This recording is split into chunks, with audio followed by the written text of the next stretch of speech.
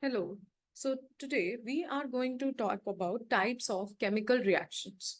Now, as the name is suggesting, the types of chemical reaction explores the classification of various types of chemical reactions based on different parameters. As we are surrounded by chemical reactions in our daily lives, for example, from burning a matchstick to making food, all of the things and events in our lives involve various types of chemical reactions. Understanding the different types of chemical reactions is key to understanding how matter changes and interacts with one another. So, from combustion reactions that power our cars and homes to acid base reactions that occur in our bodies and the natural world, there are many different types of chemical reactions with a wide range of applications. And today we are going to learn about the different types of chemical reactions and the various bases for these classifications of chemical reactions as well. So let us first understand what is a chemical reaction. So a chemical reaction is a process in which bonds are broken within reactant molecules to give us the new molecule, which is where the bonds are being formed, which is called as the product. Right. Now, this can be seen like we can or identify any chemical reaction with the help of things like change in state, change in color, evolution of gas, and change in temperature. So the different types of chemical reactions that we are going to talk about today includes first, combination reaction. Then we'll be talking about decomposition reaction.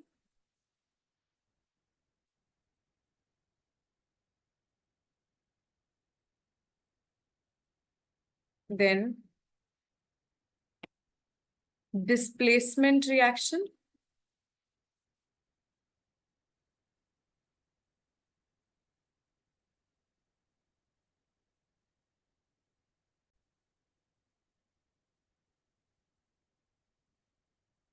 Double displacement reaction.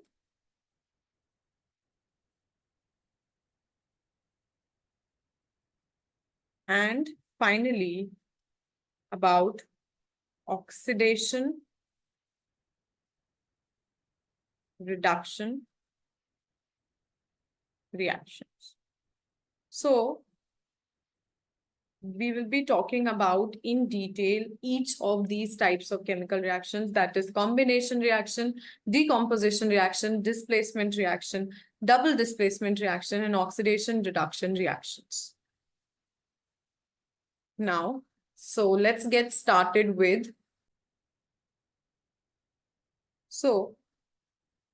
combination reactions. Right. So as the name suggests, combination reactions involve combining of the elements. So we can say that in this, two or more reactants combine together to form a single product. So we have to be careful that the different elements combine to give us a single product. Now, as in this reaction,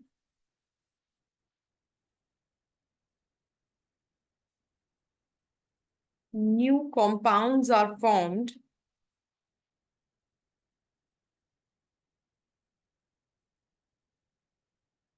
with the help of other compounds or elements. So it is also called a synthesis reaction.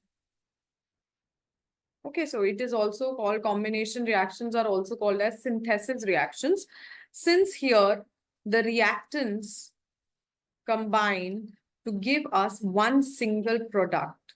So it is like combining the molecules, the different elements in the reactant to give us a single product. So that shows us that we are combining and synthesizing our product from the different elements, and that is why these reactions are known as combination reactions.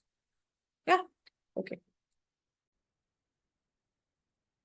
So now let us look at some of the examples of combination reactions. So one of the easiest example that I can give is formation of water, right? So we know that water is H2O. So it is made up of hydrogen gas combining with oxygen gas to give us water, which is liquid, right? Now here, we know that it is, I mean, in this case, we know that it is a combination reaction because here the two elements, that is hydrogen and oxygen, are combining to give us a compound which is water. Similarly, another example can be reaction of quicklime. Now, I hope you know what is quicklime. So quicklime is calcium oxide with water, resulting in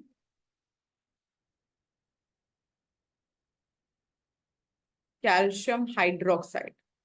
So this is another example of a combination reaction where a compound which is calcium oxide reacts with water to give us calcium hydroxide. So again, since here this time the reaction is between two compounds, but still a new compound is being formed and we are getting a single product, so we can call this as a combination reaction because it is resulting into a single product, or it's synthesizing calcium hydroxide. Similarly, another example can be of a reaction of sulfur trioxide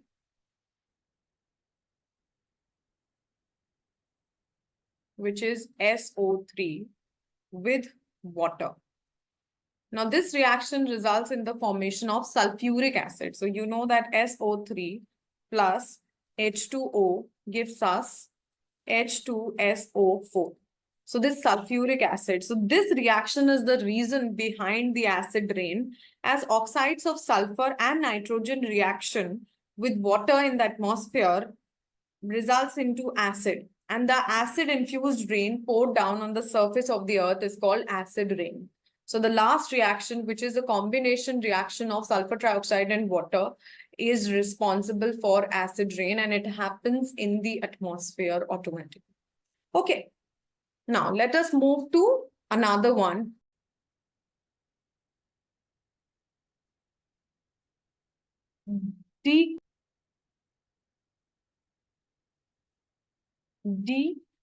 Decomposition reaction.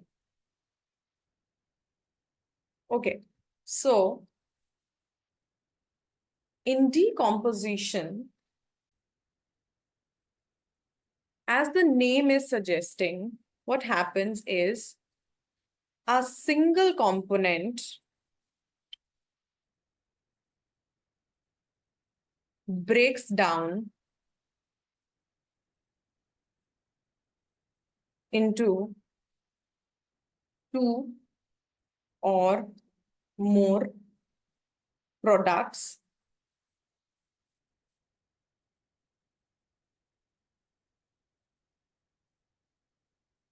to break the bonds between different components. A lot of heat is required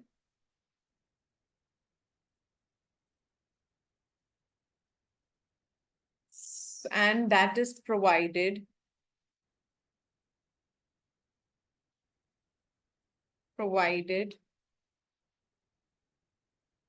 in the form of heat or electricity or sunlight. So in a decomposition reaction, what happens that a single component, let's take an example of ABC, is broken down into the other different components that make it up. So a single component is being broken over here, and which is in opposition to the previous reaction that we saw, that is combination, right? So here we can say that this is a decomposition reaction where the component is being broken down. And in the case of, so it is just the opposite of combination reaction. Okay, now let us look at some of the examples of decomposition reactions. So the examples of decomposition reactions include, breaking involves, first is decomposition of carbonic acid, which is H2CO3.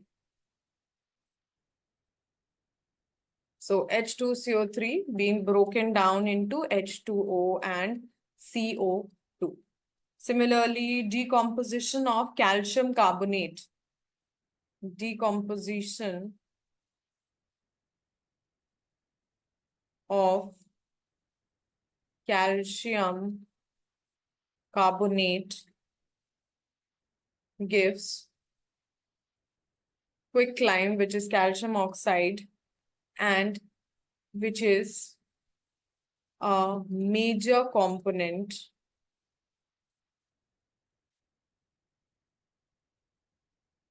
of cement. So the reaction can be written as CaCO3. This is a symbol of heat, and that gives us calcium oxide and CO2. So now in this process, as you see, decomposition, as the name is suggesting, something is being broken down into a smaller, product. So the reactants get broken down. And again, here also, there is only a single component which is being broken down. That is why it is exact opposite of the combination reaction where the single component was being formed. And here, the single component is being broken down. Okay. Now, let us move to the next type of chemical reactions, which is single displacement reaction. So in single displacement reaction, as the name is suggesting, there is displacement, which is, or we can also use the term replacement. So in this, more reactive metal displaces less reactive metal from its salts or other compounds. In these reactions,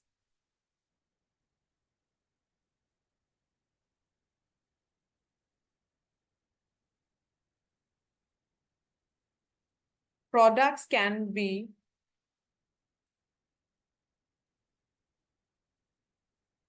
determined through reactivity series. Now, to tell you what is reactivity series, so reactivity series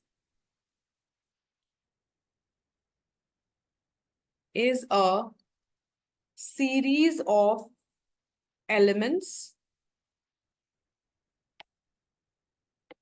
in which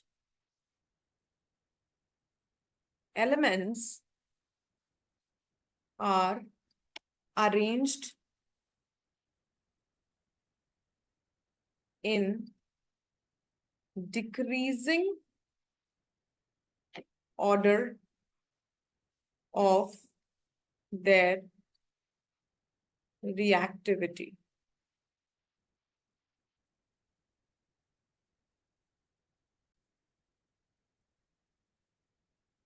And thus, the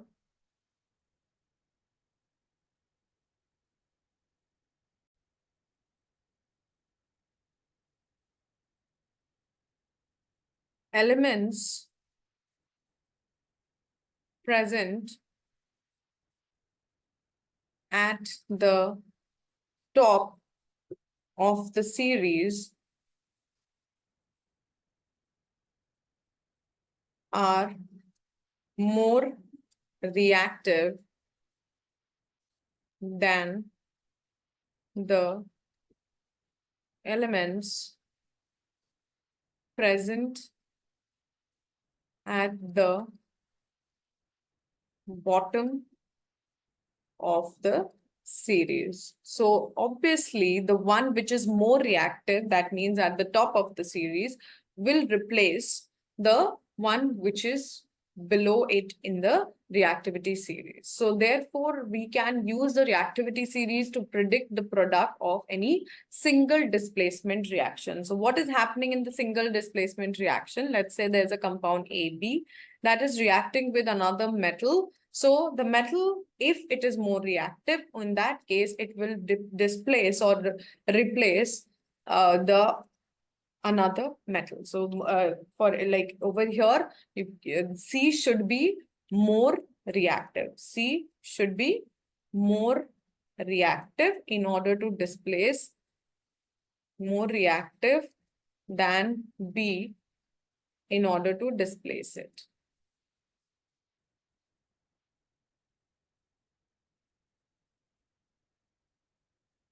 Now let us look at some of the examples of displacement reaction. So for example, the reaction between potassium and magnesium chloride. So if you see this reaction, so like potassium reacting with magnesium chloride. So since potassium is above magnesium in the reactivity series, which means that it is more reactive than magnesium, and therefore it will easily displace magnesium from its compound, resulting into potassium chloride and magnesium magnesium metal is displaced. So we can say that in this reaction, potassium displaces magnesium from its salts because of the more reactivity of potassium than magnesium. Since potassium is present at the top of the reactivity series, and hence it is the most reactive element. Some other examples could be, the reaction between zinc and hydrochloric acid. So here we get the compound ZnCl2 and H2 because the hydrogen is below zinc in the reactivity series. Okay. Now, let us say for another reaction, let's say like zinc reacting with silver nitrate solution. So again, it will form, the displacement will happen because, zinc is more reactive than silver. Now, if I look at the another reaction, which is, copper plus FeSO4, giving us copper, sulfate, and iron. So this reaction is not possible. Why this displacement is not possible? Because copper is less reactive than iron, according to the reactivity series. So we have to keep the reactivity series in mind while we are predicting the product of any reaction. So for example, this one will not happen since copper is less reactive, therefore it will not be able to displace iron from its salt, which is ferrous sulfate, and therefore the reaction will not happen. Okay. Now let us move ahead and talk about double displacement reactions. So talking about double displacement. So again, as the name is indicating, you must have got an idea about what is happening over here. But let me tell you in detail about this. So it is a kind of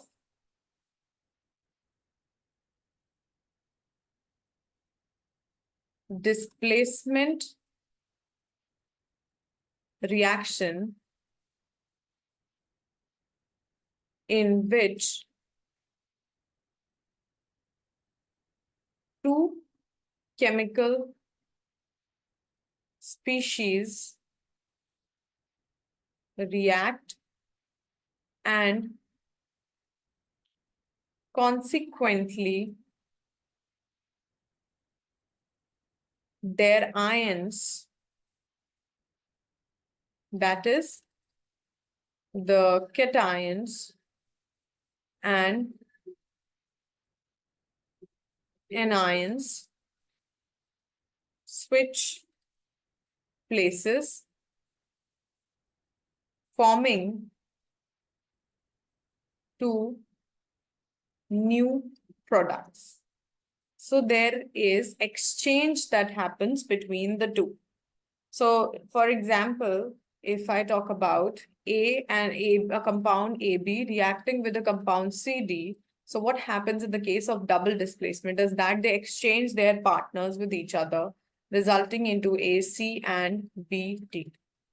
So this reaction will be called as double displacement since the partners have switched. Okay, so let us look at some of the examples of double displacement reaction.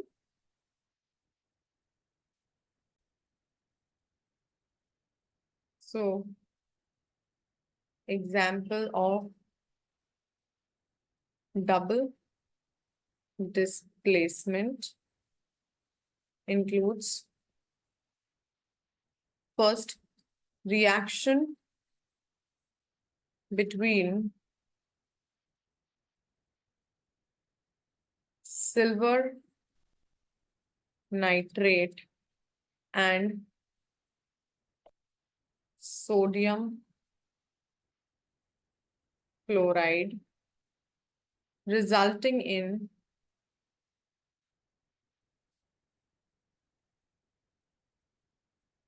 silver chloride and sodium nitrate. So, as we see, AgNO3 reacting with sodium chloride to give us AgCl plus NaNO3. Similarly, another example would be potassium nitrate reacting with aluminium chloride, resulting into the formation of aluminium nitrate and potassium chloride. Right? So that's how these reactions go ahead. That is, the partners get exchanged between the two compounds that react, and we call it as double displacement because the partners of each of the compounds or the partners of the two compounds have been displaced from their positions. Okay.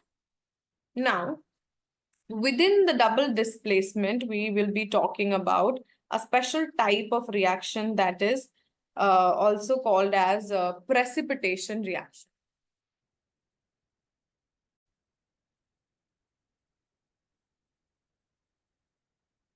So, precipitation reactions are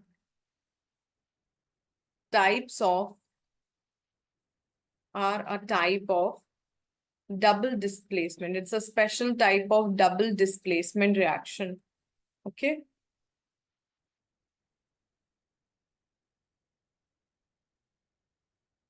So in this,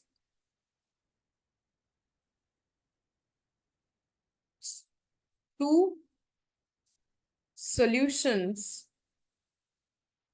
are mixed and a solid substance is formed as a result. So the ions of, like, so in this, what happens is the ions of two different aqueous solutions react with each other to form an insoluble solid. And this solid is called as a precipitate. And that is why these reactions are known as, precipitation reaction. And this, it is usually called a precipitate, and it settles down at the bottom of the solution. Okay. So precipitation reaction is an example of, it's not an example, but it is a type of double displacement reaction only, where, there is a specification that when two liquids are mixing and one solid is being formed, so that particular type of double displacement reaction will be called as precipitation reaction, because it is forming that precipitate or the solid. Okay, so let us look at example of precipitation reaction. So the example of precipitation reaction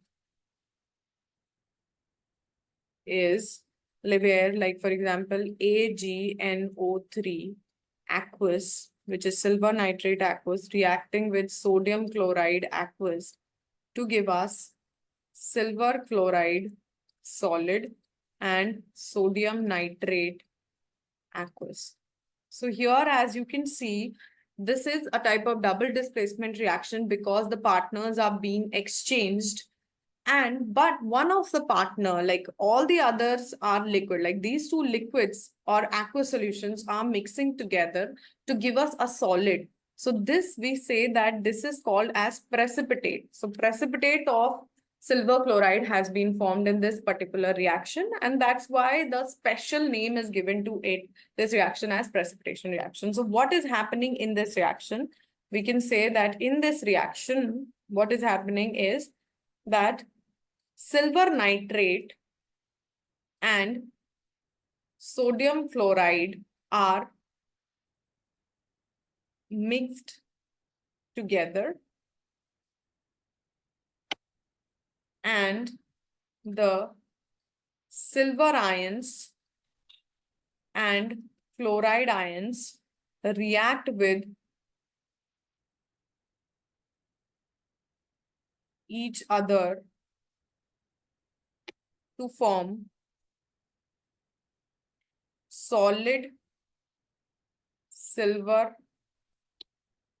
chloride, which is AgCl, as the white precipitate. So both of these are reacting to the aqueous solution of each of these are reacting, and they appear as white precipitate. What happens to, the other ions which are present in solution, that is sodium and nitrate ions, they remain in solution as they do not react with each other. Okay. Now, the last type of chemical reaction that we need to discuss is oxidation reduction reactions.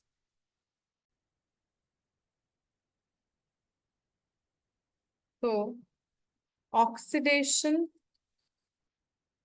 reduction reactions are also called as redox reactions. Now, what do we mean by redox reaction is that in these reactions, we can say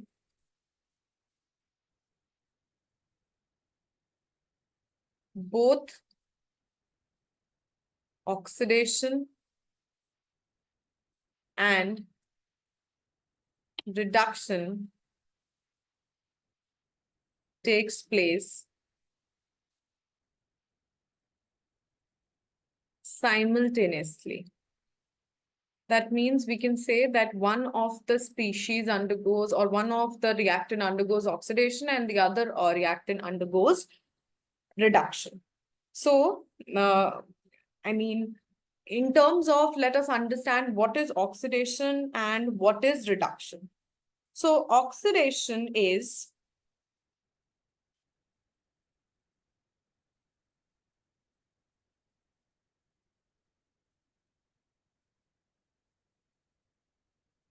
gain of oxygen, whereas reduction is loss of oxygen. So, for example, if let's say that in the reaction, copper oxide reacting with hydrogen to give us copper and water. So if we look at this reaction, in this particular what is happening is the copper oxide is getting converted into copper. So we can see that it is losing its oxygen, which means that it is undergoing reduction.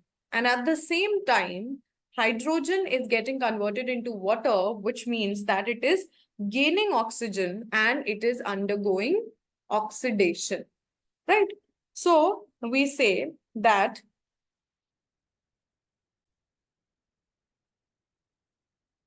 if a substance gains oxygen during a reaction,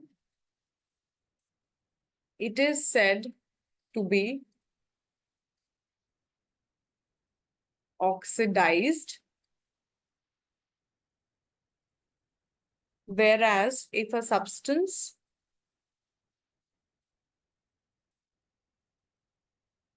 loses oxygen during a reaction,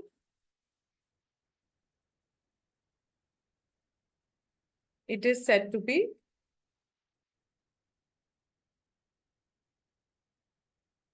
reduced. So we can see some other examples of redox reactions are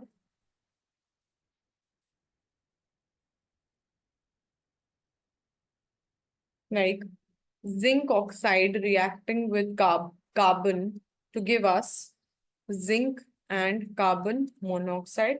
Similarly, MnO2 reacting with 4HCl to give us MnCl2 plus 2H2O plus Cl2. So we can see that one of the reactant is gaining oxygen and the other one is losing oxygen. So on the basis of, this, the gain and the loss of oxygen, these reactions can be called as redox reactions.